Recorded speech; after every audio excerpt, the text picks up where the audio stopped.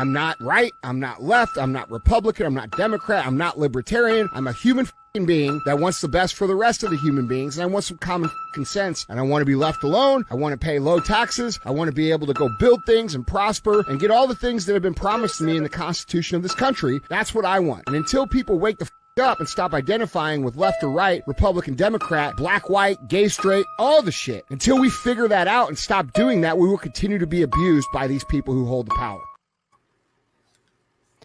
Shit, man, I can't agree with that more. Yeah, no kidding. Too many sheep. This is going to be part 2 of the Tucker Carlson Vladimir Putin interview. We will pick up exactly where we left off. So if you're returning from the first one, hey, thank you so much. This is Mike with the Clip Farm. Matt with the Clip Farm. I say happy to have those that are returning coming back, and for the new viewers, please go check out the first one. It'll make a whole lot more sense. Yeah. So just to recap a little bit from the first one, Putin basically did a half an hour talk about the history of Russia. We did talk about how we felt about that, and it seems like Tucker's going to probably be getting more into the meat and potatoes of the back and forth now. So we'll go ahead and get this up. I also prefaced right off the bat, I said it midstream, the last one. We have this overlay that we will be putting up over. This is by no means a threat to anyone. This is just an overlay that we can use so we can stream. So anybody that is watching, we are not we do not condone violence of any sort. So don't no threats, no violence, is meant just making YouTube happy. No. Yep, that's it. I will get a different overlay here in the future so that this will not be something anybody can say. So as you can see, no overlay, not threatening either of these individuals or anybody. So with that being said, you ready to hit it, Loki? Let's do it. All right. A system that's not run by the people who are elected in your telling. That's right. That's right. In the end, they just told us to get lost. I'm not going to tell you the details because I think it's incorrect. After all, it was confidential conversation. But our proposal was declined. That's a fact. It was right then when I said, look, but then we will be forced to take countermeasures. We will create such strike systems that will certainly overcome missile defense systems. The answer was, we're not doing this against you, and you do what you want, assuming that it is not against us, not against the United States. I said, okay. Very well. That's the way it went. And we created hypersonic systems with intercontinental range, and we continue to develop them. We are now ahead of everyone, the United States and the other countries, in terms of the development of hypersonic strike systems, and we are improving them every day. But it wasn't us. We proposed to go the other way, and we were pushed back. Now, about NATO's expansion to the east. Well, we were promised no NATO to the east, not an inch to the east, as we were told. And then what? They said, well, it's not enshrined on paper, so we'll expand. So there were 5 waves of expansion, the Baltic states, the whole of Eastern Europe, and so on. And now I come to the main thing. They have come to the Ukraine, ultimately. In 2008, at the summit in Bucharest, they declared that the doors for Ukraine and Georgia to join NATO were open. Now about how decisions are made there. Germany, France seem to... All right, I want to hit that just briefly. Basically, how I understand it, and how the Russia and the bordering countries to Russia, something was written where any of the bordering countries to Russia were not allowed to join NATO. Right. So I can't remember what treaty or whatever that was, but I'm given to understand the same thing. Yeah. So if you know what that is, write it down in the comments or us. But from what I understand, and where Russia would have an issue is any of their bordering state or not states, but countries are not allowed to join NATO.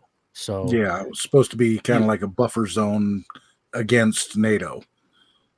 Yeah, and like I said, I don't remember. So that's what he's speaking on here. And when he's saying these two countries now are going to be eligible to join NATO, that's a problem for Russia because that is a bordering country that whatever this treaty or whatever was agreed upon is now being essentially violated. So we'll let him continue. Not arguing whether it's right, wrong, or indifferent, but just how it is what it is. Yep. Is there anything else you want to touch on before I hit play again? Nope. Go for it. All right. Send it. To be against it, as well as some other European countries. But then, as it turned out later, President Bush, and he's such a tough guy, a tough politician, as I was told later, he exerted pressure on us and we had to agree. It's ridiculous. It's like kindergarten. Where are the guarantees? What kindergarten is this? What kind of people are these? Who are they? You see, they were pressed, they agreed. And then they say, Ukraine won't be in the NATO, you know? I say, I don't know. I know you agreed in 2008. Why won't you agree in the future? Well, they pressed us then. I say, why won't they press you tomorrow? And you'll agree again. Well, it's nonsensical. Who's there to talk to? I just don't understand. We're ready to talk. But with whom? Where are the guarantees? None. So they started to develop the territory of Ukraine. Whatever is there, I have told you the background, how this territory developed, what kind of relations there were with Russia. Every second or third person there has always had some ties with Russia. And during the elections in already independent, sovereign Ukraine, which gained its independence as a result of the Declaration of Independence. And by the way, it says that Ukraine is a neutral state, and in 2008, suddenly the doors or gates to NATO were open to it. Oh, come on. This is not how we agreed. Now, all the presidents that have come to power in Ukraine, they relied on electorate with a good attitude to Russia in one way or the other. This is the southeast of Ukraine. This is a large number of people. And it was very difficult to dissuade this electorate, which had a positive attitude towards Russia. Viktor Yanukovych came to power, and how? The first time he won after President Kuchma, they organized a third round, which is not provided for in the constitution of Ukraine. All right, so he said a couple of things I wanted to touch on there. I found interesting. I don't know if you caught it or not, but he jumped around timelines a little bit there as he was explaining stuff because he said Bush, President Bush, a staunch politician. So that is not George W. George W. wasn't a staunch politician. His dad was H.W. Yeah. So he was referring to that, and it keeps throwing me off when he's not saying Obama. Like, I don't understand why he's not saying Obama. Yeah, he just mentioned a year. And it's like, okay, well, I know who that was. And I get that because I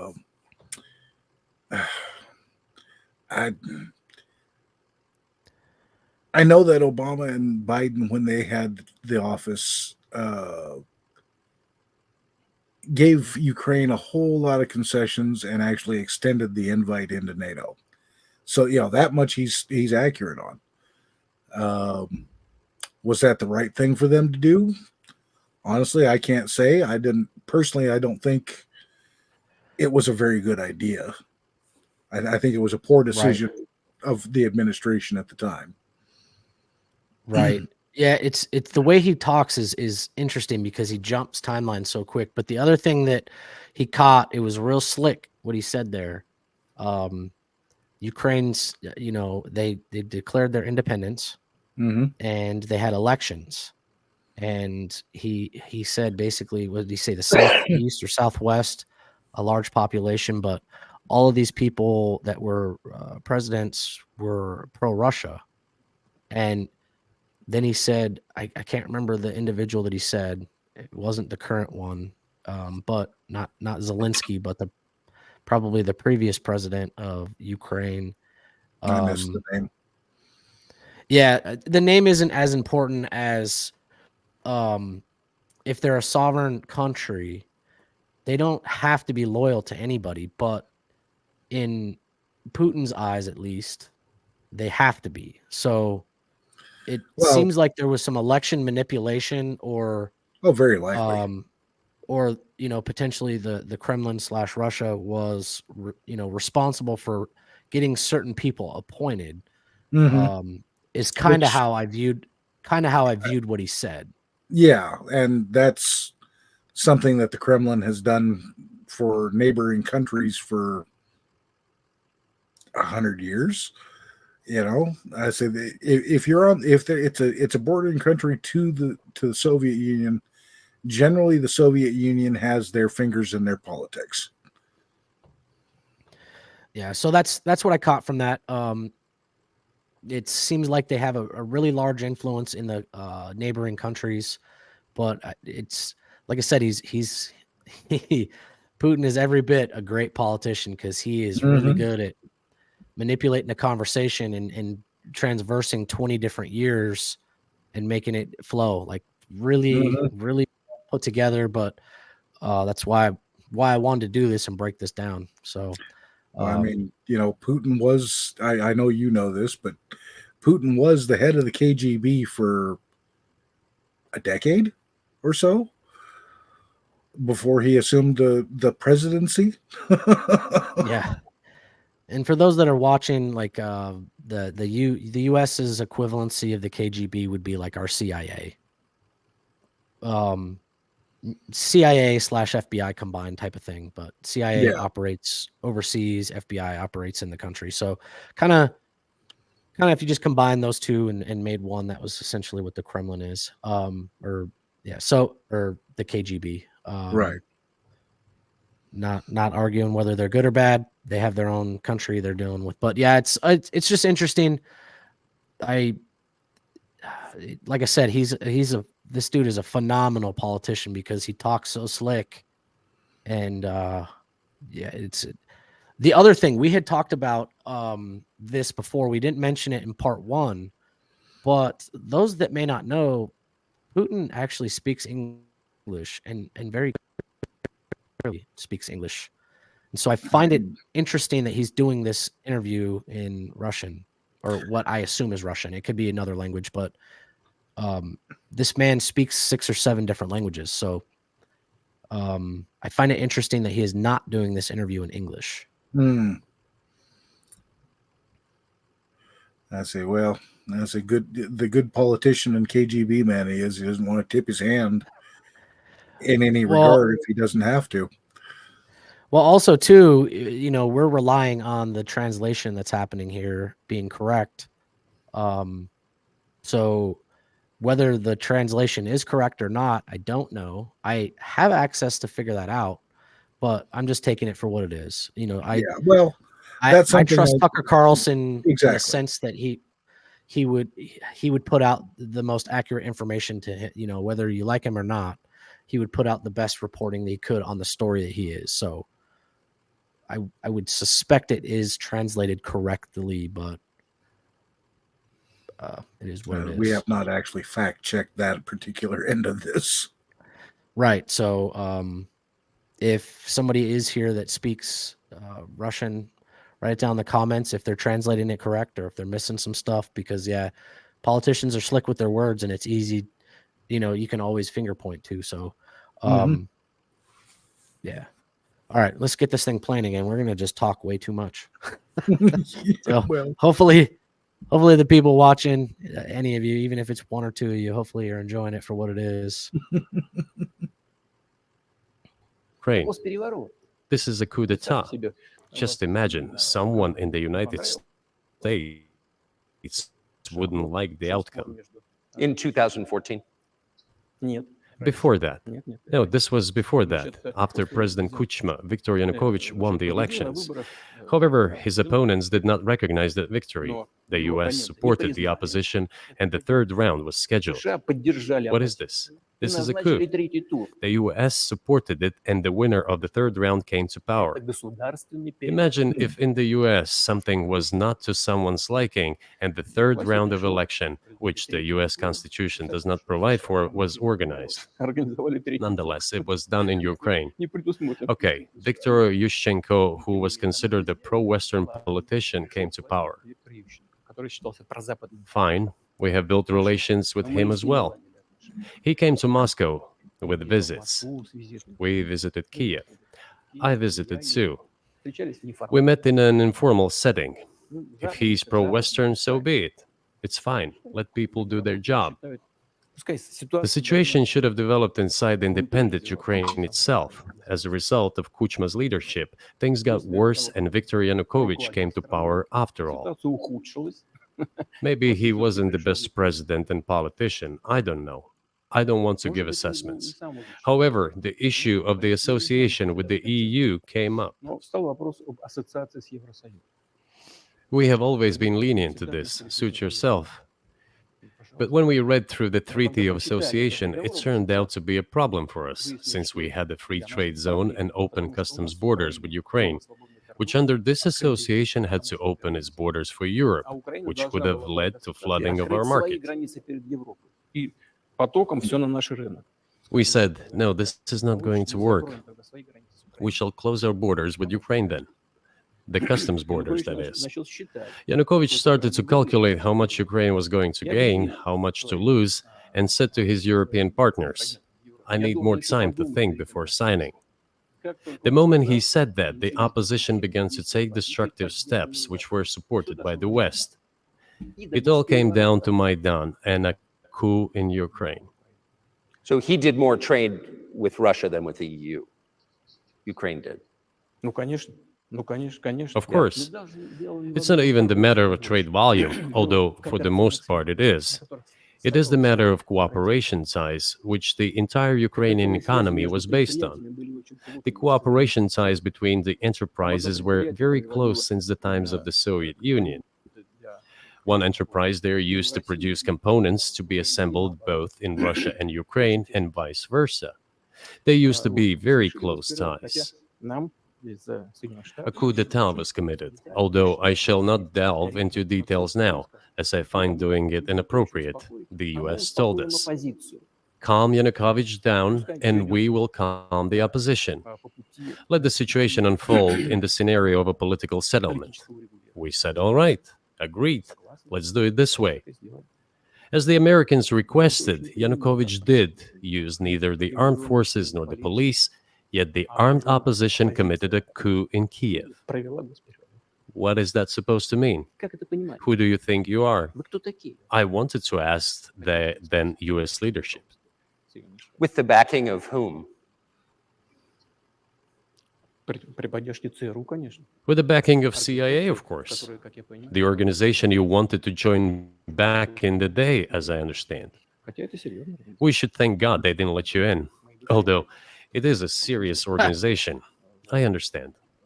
My former vis-a-vis in the sense that I served in the first main directorate, Soviet Union's intelligence service. They have always been our opponents. A job is a job. Technically, they did everything right. They achieved their goal of changing the government. However, from political standpoint, it was a colossal mistake. Surely it was political leadership's miscalculation. They should have seen what it would evolve into. So, in 2008, the doors of NATO were opened for Ukraine. In 2014, there was a coup. They started persecuting those who did not accept the coup, and it was indeed a coup. They created a threat to Crimea, which we had to take under our protection. They launched a war in Donbass in 2014 with the use of aircraft and artillery against civilians. This is when it all started. You look like you have some stuff to say there. So, I was just chuckling at his interpretation of the Crimean War with Russia. We had to take them under our wing, is how he stated. Yes. Very convenient that. Ignoring so many little details. while making it sound beneficial to himself. Yeah, and like I said, like this is obviously their side of the story. So if people remember, we heard a different side of the story. So the truth lies somewhere in between. True. But yeah, I found that line there with Tucker. You tried to join the CIA. Yeah, well, and it's true. I say Tucker actually had ambitions to join the CIA at one point. I don't remember exactly what happened with that, but yeah. Well, I prefer him as I prefer Tucker doing media. I'm with there for it too. I liked him a lot better since he left Fox News. So definitely, Fox News is just as bad as the rest of them. So yeah, there's no good news organizations left, at least mainstream. Right. Yeah. So, yeah. Like I said, I get he's very political and he is very slick with his words, man. Like very, very slick with his words. Yeah, we took them under our wing, i.e., we invaded the country and took it. Yeah, we rolled tanks in. Yeah.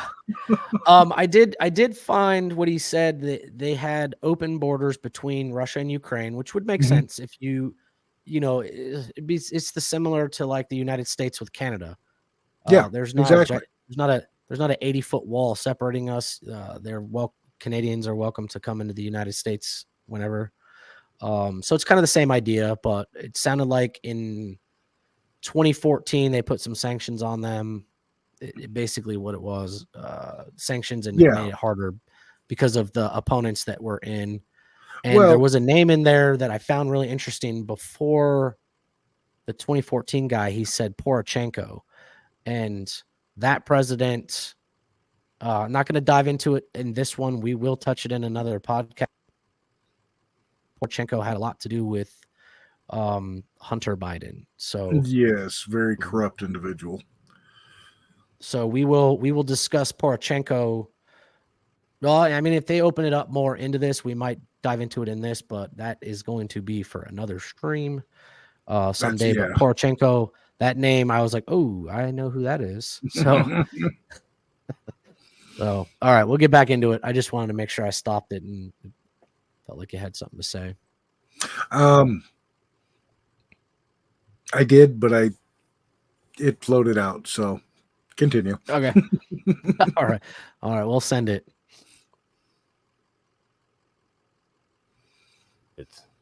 There's a video of aircraft attacking Donetsk from above. They launched a large-scale military operation, then another one. When they failed, they started to prepare the next one. All this against the background of military development of this territory and opening of NATO's doors.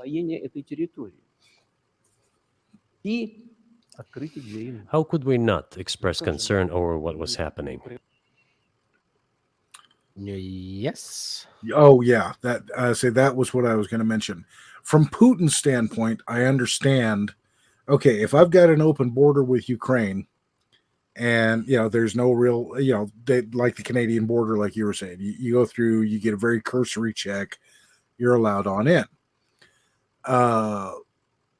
Now, if you've got that on either side of Ukraine, well, I can see where. How do you put that? The flooding of his markets, or the flooding of the Russian markets with outside technology and stuff that they may not want inside the borders of their nation. It's kind of like our Mexican border right now. We've got people just running through, and God knows what they're bringing. And yeah, I can see him wanting to stop that just because of the security threat that it would pose. Yeah, because exactly what you're saying. It sounded like he was basically saying Ukraine was allowing anybody that they wanted to come into that country, and if they continued their open border with Ukraine, anybody could go into Ukraine, and then because of their open border policy, right on into Russia, come into Russia. So it makes sense in the sense that they were trying to self-preserve their own country. and shut their borders, and that's how you make a difference, is shutting your borders down and sanctioning people. So I get where he's coming from on that aspect. Right. All right, I'm gonna hit play again. From our side, this would have been a culpable negligence. That's what it would have been.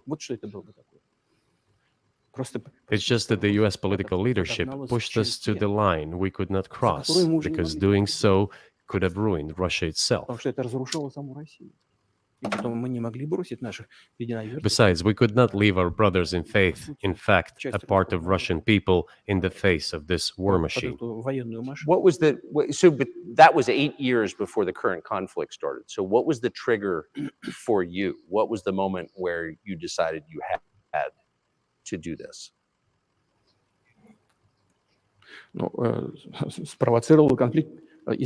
Initially, it was the coup in Ukraine that provoked the conflict.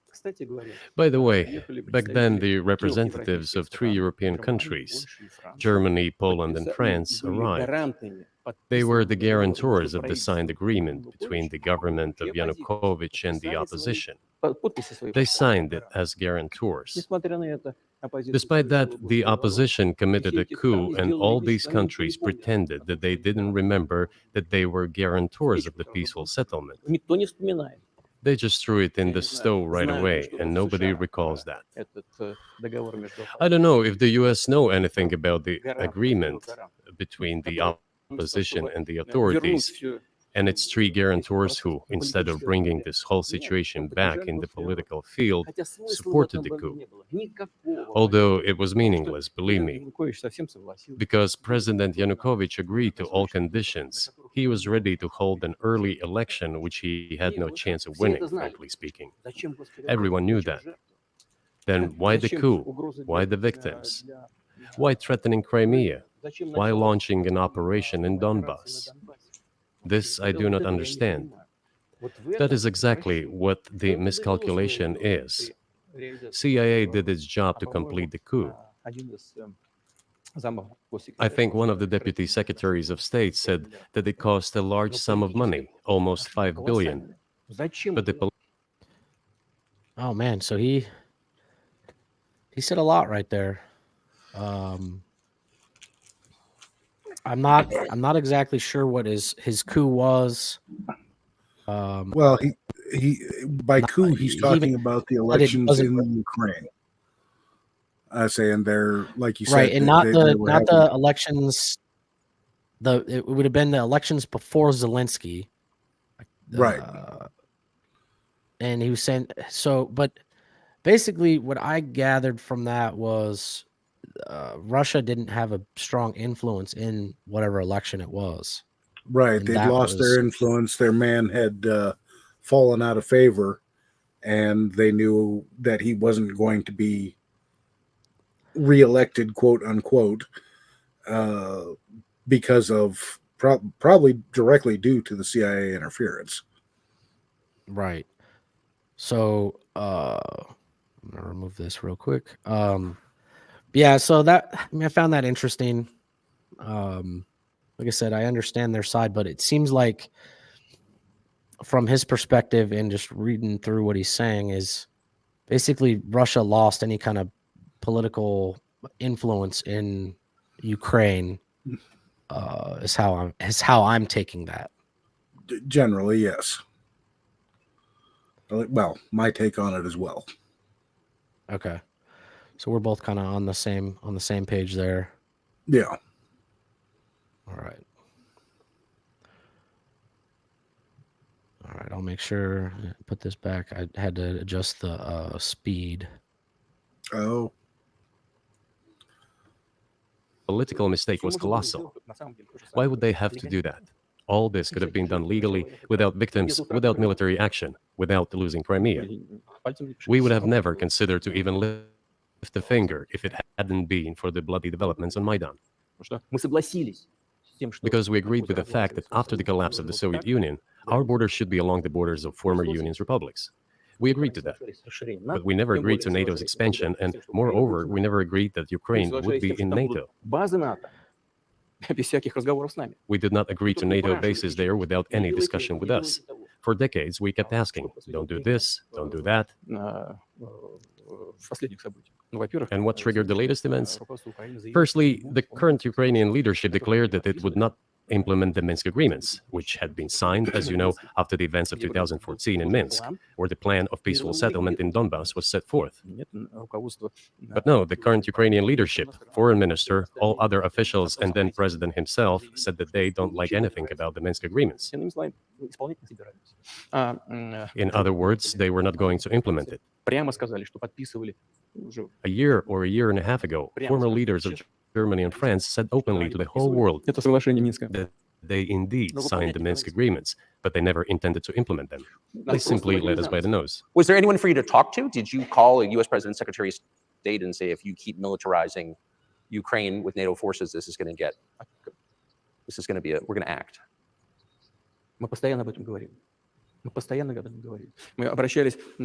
We talked about this all the time. We addressed the United States and European countries' leadership to stop these developments immediately, to implement the Minsk agreements. Frankly speaking, I didn't know how we were going to do this, but I was ready to implement them. These agreements were complicated for Ukraine. They included lots of elements of those Donbass territories' independence. That's true. However, I was absolutely confident, and I'm saying this to you now. I honestly believe that if we managed to convince the residents of Donbass, and we had to work hard to convince them to return to the Ukrainian statehood, then gradually the wounds would start to heal. When this part of territory reintegrated itself into common social environment, when the pensions and social benefits were paid again, all the pieces would gradually fall into place. No, nobody wanted that. Everybody wanted to resolve the issue by military force only. But we could not let that happen. And the situation got to the point when the Ukrainian side announced, no, we will not do anything. They also started preparing for military action. It was they who started the war in 2014. Our goal is to stop this war. And we did not start this war in 2022. This is an attempt to stop it. Do you think you've stopped it now? I mean, have you achieved your aims? No, we haven't achieved our aims yet, because one of them is denazification. This means the prohibition of all kinds of neo-Nazi movements. This is one of the problems that we discussed during the negotiation process, which ended in Istanbul early this year.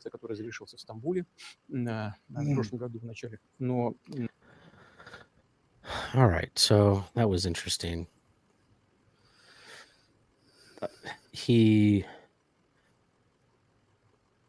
I get why they went in. Basically, he's claiming since 2014 till they invaded in what, 21? Late 21, early 22. Something like that. Or yeah, because it was early in the year, so it was like, I think like March or something. So maybe March of 2022. That they were giving them warnings, but so NATO essentially, he's saying US/NATO, but we were giving away a lot of military equipment and aid to Ukraine for whatever reason, whatever our politicians decided, and Russia kept giving warning after warning after warning, is what he's saying, from 2014 and on. Yeah, and this was how it sounds to me is it sounds like this was Russia saying, okay, we've been telling you for 8 years, stop doing this shit. And that's essentially why they invaded Ukraine. Right. So I did find it interesting the way he phrased the, how did he put that? Oh, darn it. We're not sure who started the war with Crimea, I think he was talking about. And it's like, yeah, there is a historical record of that. I mean, that's the politician in him, the KGB in him. Yeah, I say he's soft peddling the Soviet Union's actual role in that. So, which again, I get it. He's playing up for his country. Yep. Yeah, you got to try to look at it from his perspective a little bit. And, you never want to think you're the bad guy. I'm not saying he is the bad guy. I'm just saying we're trying to hear his perspective. So it's interesting, but it's interesting how he's, I'm not going to say manipulating, but kind of giving confusing answers. Yeah, it's a form of manipulation. I say he's not giving the historical account as we know it, or as can be proved. Which, like I will also say, if you are watching this, Tucker Carlson, I appreciate how you're doing this. You were just letting him talk, and it was the best way you could do it. So, don't strike the clip farm. Please don't. Don't strike the clip farm, man. But yeah, I think Tucker's doing a good job just keeping him talking. Tucker's asking, pretty, I'm not going to say softball questions, but he's asking questions to keep him talking. And right. I hope he does get a little more in depth later into the interview, though. I think that he will. I mean, we still have an hour plus of this interview, so we'll probably get some. Tucker's a little fireball too when he gets going sometimes, but currently, he's just trying to map out the war and why. And from my perspective, like I understand where Putin is claiming certain things, but he also claimed that there was agreements that were made that weren't made. Ultimately, what it feels like is they lost their influence in Ukraine, and that is the real reason. And so, we'll keep listening to see what else he has to say. But to me, it feels like the main reason why is they lost their stronghold, their control of Ukraine that they once had.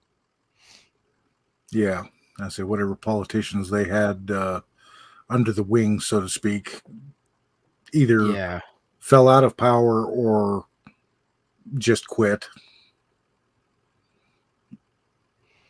So that's what it feels like to me. I could be wrong. You let me know in the comments. No. And it was not our initiative, because we were told by the Europeans, in particular, that it was necessary to create conditions for the final signing of the documents. My counterparts in France and Germany said, how can you imagine them signing a treaty with a gun to their heads? The troops should be pulled back from Kiev. I said, all right. We withdrew the troops from Kiev. As soon as we pulled back our troops from Kiev, our Ukrainian negotiators immediately threw all our agreements reached in Istanbul into the bin and got prepared for a long-standing armed confrontation with the help of the United States and its satellites in Europe. That is how the situation has developed, and that is how it looks now. But what is, pardon my ignorance, what is denazification? What would that mean?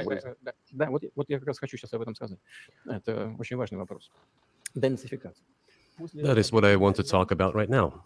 It is a very important issue. Denazification. After gaining independence, Ukraine began to search, as some Western analysts say, its identity. And it came up with nothing better than to build this identity upon some false heroes who collaborated with Hitler. I have already said that in the early 19th century, when the theorists of independence and sovereignty of Ukraine appeared, they assumed that an independent Ukraine should have very good relations with Russia. But due to the historical development, those territories were part of the Polish-Lithuanian Commonwealth, Poland, where Ukrainians were persecuted and treated quite brutally, as well as were subject to cruel behavior. There were also attempts to destroy their identity. All this remained in the memory of the people. When World War II broke out, part of this extremely nationalist elite collaborated with Hitler, believing that he would bring them freedom. The German troops, even the SS troops, made Hitler's collaborators do the dirtiest work of exterminating the Polish and Jewish population. Hence this brutal massacre of the Polish and Jewish population, as well as the Russian population too. This was led by the persons who are well known, Bandera, Shukevich. It was those people who were made national heroes. That is the problem. And we are constantly told that nationalism and neo-Nazism exist in other countries as well. Yes, they are seedlings, but we uproot them. And other countries fight against them. But Ukraine is not the case. These people have been made into national heroes in Ukraine. Monuments to those people have been erected. They are displayed on flags. Their names are shouted by crowds that walk with torches, as it was in Nazi Germany.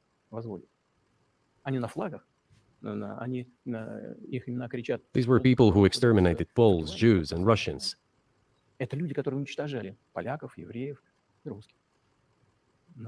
It is necessary to stop this practice and prevent the dissemination of this concept. I say that Ukrainians are part of the one Russian people. So that's he's not, I wouldn't say he's wrong there. I have seen the essentially the Nazis in Ukraine, but where I with this is we see warlords, drug warlords in fucking other countries. It doesn't mean that the United States gets to go in and destroy shit. Right. Well, I mean, Nazism is in particular, I can see any nation wanting to bury it as fast and as quickly as they possibly can. And it is a matter of public record that at least 2 brigades, well, one for sure, I think a second one as well, were directly under the command of people who held that kind of a belief system and value. So, yeah. What I would say though, like, because Ukraine is another country, so he's dealing with, Nazism in Ukraine, and he said he was real slick with his words there, Poland, and he pulled on heartstrings because worldwide, it's generally Nazis are hated. But where I don't agree with him in the sense he's justifying invading that country because of squashing Nazism. Yeah, it's a pretext. But did Ukraine reach out and say, we have a problem with the Nazis in this country, can you come help us out? Exactly. Now, maybe they did, and we're not getting the full story from him, our media, everybody. Maybe the Ukrainian forces are fighting, or maybe they are fighting with everybody against the Nazi. If they have that big of a stronghold, we don't necessarily know. But well, I've done a little bit of reading on this. I say I'm no expert on the subject by any means, but to my understanding, the Nazi element within Ukraine, which the United States media has tried to deny ever existed. It did. But it was kind of a 50-50 thing. There were some politicians who were okay with it or for it, and then there were politicians who didn't want anything to do with it. But it was allowed enough to a point where like I say, there is a full brigade within the Ukrainian armies that is basically a Nazi brigade. They hold the core values of the Nazi system.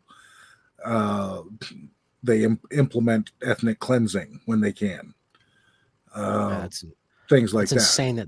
That's insane that that's allowed. And if that is in fact the case, and I'm not discrediting you, but if that is in fact the case, we have to ask ourselves, why are we sending so much money from this country to fund potentially a Nazi brigade?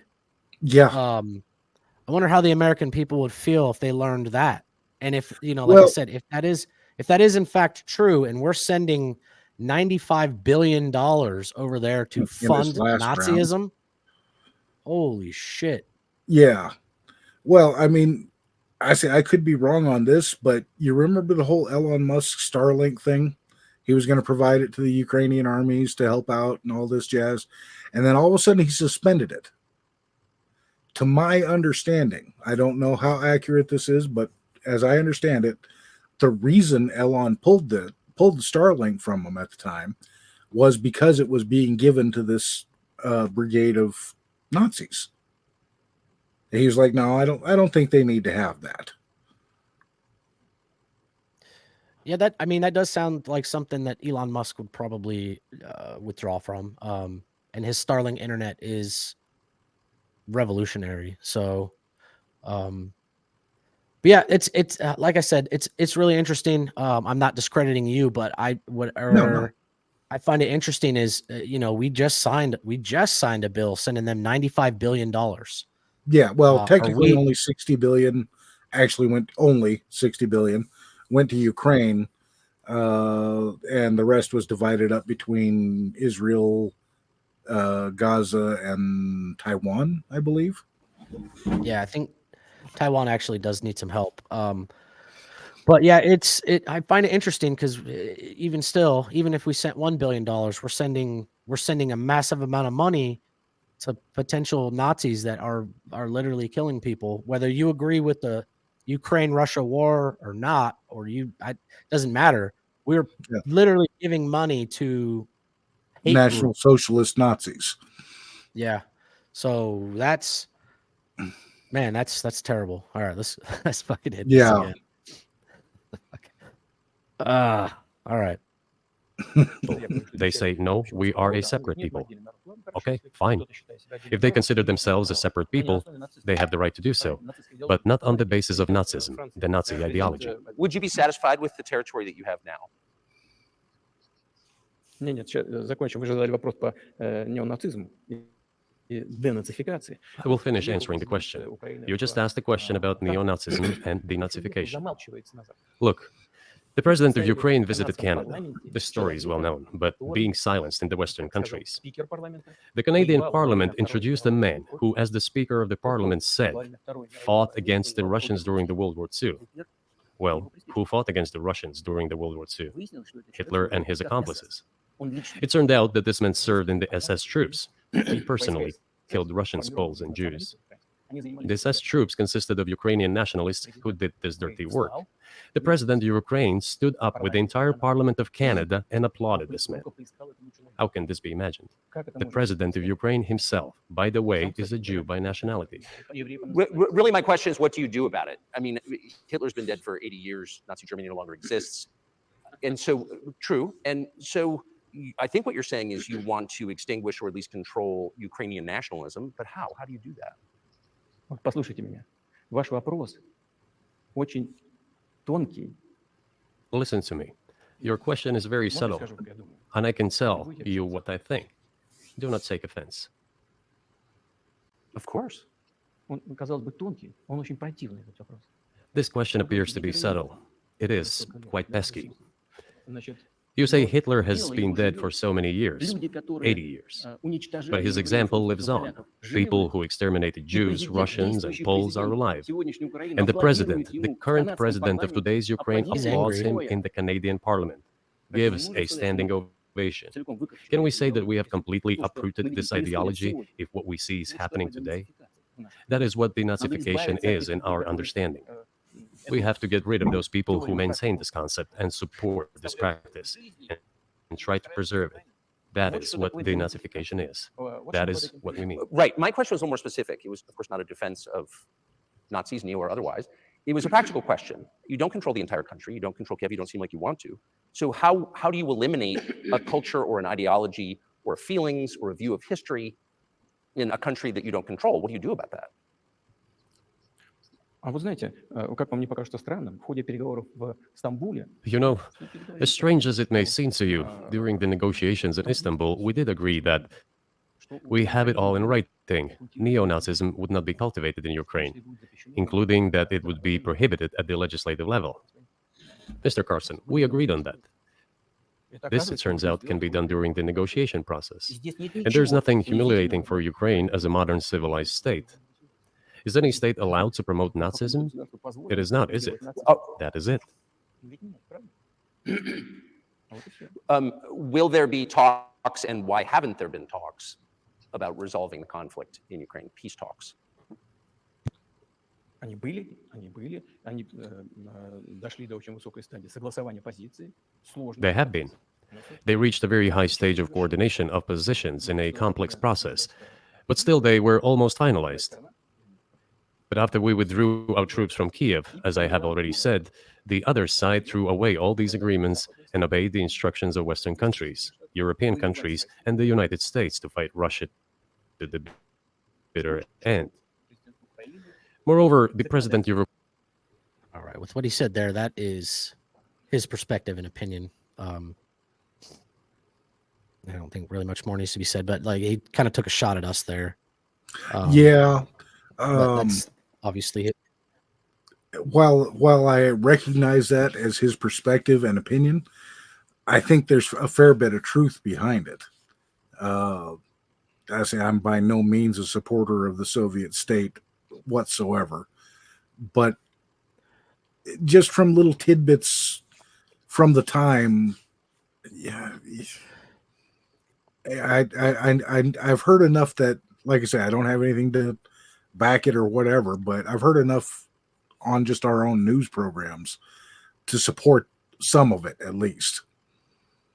Right.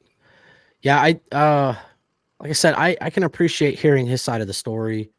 I really can. So, oh yeah, we just have to recognize that it's through his specific lens, his opinion, his perspective. He cares about Russia and not the United States, and so when you can wrap your mind around that's what he cares about, you can kind of see where he's coming from. So yeah, which as leader of the Soviet Union, you know, that's his job. That's absolutely.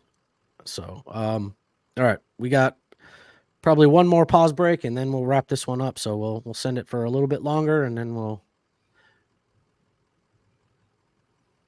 Ukraine has legislated a ban on negotiating with Russia. He signed a decree forbidding everyone to negotiate with Russia. But how are we going to negotiate if he forbade himself and everyone to do this?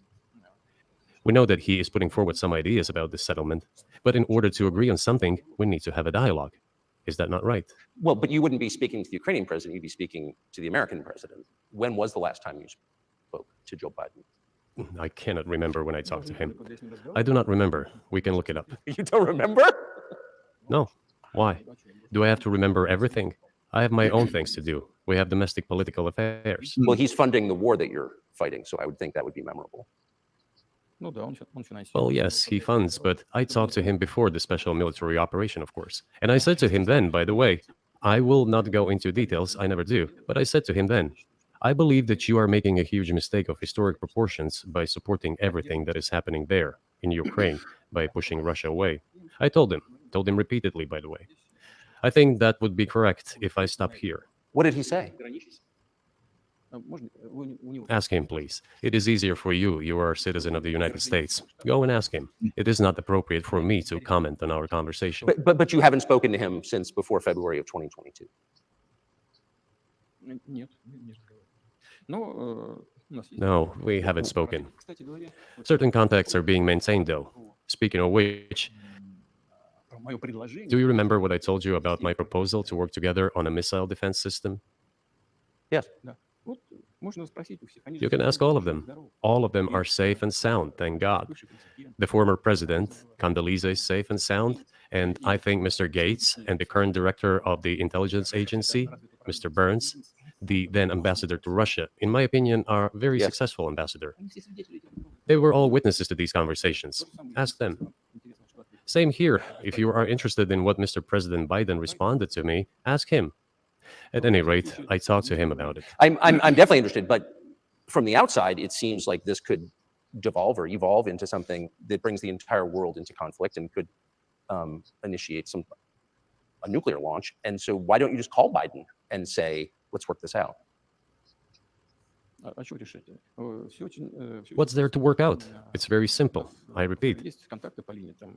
We have contacts through various agencies. I will tell you what we are saying on this matter and what we are conveying to the U.S. leadership. If you really want to stop fighting, you need to stop supplying weapons. It will be over within a few weeks. That's it. And then we can agree on some terms. Before you do that, stop. What's the... All right, we'll pause it there. Yeah, that's interesting. Tucker was kind of pressing him there why he doesn't call Joe Biden, and they haven't spoken Directly. Biden and they haven't spoken directly. Now he was referring to he's working with it would essentially be their version of government agencies, their State intelligence Department, agencies, CIA, et cetera, et cetera. Yeah, those people are talking back and forth. What I find interesting is there was no mention of Zelensky anywhere in that. No, I hadn't caught that. Why? I don't know, man. Seems That like is odd. if you're fighting with another country, why would a third party country even matter? Yeah, well, I mean, throughout history, other countries have stepped in to broker peace in times of war between larger nations or differing nations, even. So, there's precedent for something like that. But at the same time, I do know that Zelensky and Putin did have some agreements on the table, even as late as last year, the start of last year. So I can't remember what happened with those, though. Yeah, and like he said right there at the end, he said, if the U.S. stops supplying them and all this, we'll cease our war. But just 5 minutes prior, he was talking about they invaded because of Nazism. Mm-hmm. So is he? I don't know. Well, if we stop funding them, then they're going to leave Ukraine alone. But see, I had a different read on that altogether. If the U.S. stops funding Ukraine, that then allows the Soviet military to continue unchecked until they have achieved their goals. Right. So that's again with his wordplay. Yeah, it's really fancy. But going back to what he was saying, though, obviously the U.S. is funding Ukraine, but if I was in Putin's position, why would I reach out to the United States president? It doesn't. My issue is with Zelensky, and I found it really interesting that he didn't mention Zelensky once. Yeah, I honestly had not noticed that he skipped Zelensky entirely with that. I mean, I do understand, like he says, the United States is funding the Ukraine war, pretty much lock, stock, and barrel at this point. So if you can get the supplier to withdraw their support, like I say, it makes sense. But like I say, I also think that Putin's idea of ending things, well, if you stop supplying weapons within a couple of weeks, we'll be able to come to a resolution. Well, no, in a couple of weeks, the Ukrainians would run out of ammo and missiles to fling, so they would be, down to small arms, essentially. Right. The Russian military can deal with small arms. Not doing so well with some of our advanced weapon systems. Right. And he just prefaced before that too that they have some very intercontinental ballistics. So they have some pretty advanced stuff like the United States does. So but we'll wrap it here for part 2. There will be a part 3, so we'll probably film that here pretty shortly as well. I say, by the look of it, at least a part 4. We'll see, because I messed up at the beginning of this, and I the speed was not on point. Yeah, so I got that. Maybe on the next one. So if you made it this far in the video, I appreciate it. If you could hit that like button for us, maybe hit that subscribe button. It'd mean a lot. And share us out to your friends. Like I said, if you found it interesting, subscribe, please. Yeah, and honestly, if you disagree with us or anything in the interview, write us a comment. There may be something we missed. More than open to an open conversation. So, I said, if there's something that maybe we missed or do further, please leave us a comment, and we will address that going forward. But yeah, that's about all I got. yeah, same here. And like, I think both of us have said it a few times. We're no experts in a lot of this stuff. Well, the vast majority of it, but we have our opinions. We've got what information we have read up on it. And hey, if somebody can point us to something that proves us wrong, please do. I'm all about having the conversation. Absolutely. So with that being said, we'll catch you in part 3. Thank you for coming. We'll see you in the next one. Have a good one, everybody.